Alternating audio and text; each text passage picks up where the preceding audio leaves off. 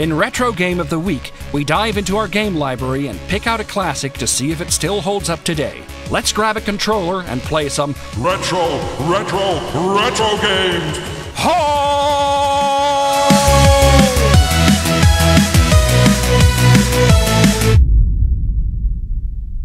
Finish him! Fatality. Mortal Kombat was an arcade fighting game from 1992.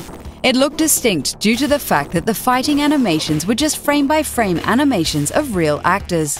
It kicked off an entire series and was well renowned for its catchphrases and finishing blows. Just like Street Fighter, it even got its own cheesy film remake.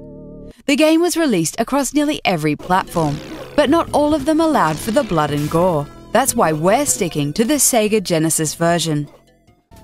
It was a well-balanced fighting game. The plot focused around a tournament of life and death, but you weren't going to learn too much about it until you finished part of the game.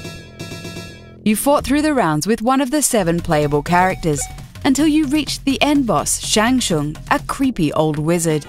Upon killing him, you learned a bit about the biography of the character you played.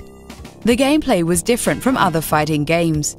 You didn't have to bother with extensive combo moves and unlockable content. What you did have, however, was the possibility to finish your opponent with excessive violence. It may have been kicking people off the stage into the snake pit, decapitation, choosing to rip out vital organs or limbs, fire breathing, or this. Mortal Kombat allowed you to get quite brutal with your adversary, to the extent that this game helped pave way for the current rating system. And if there had to be just one reason why this game was memorable, it was because of those fatalities.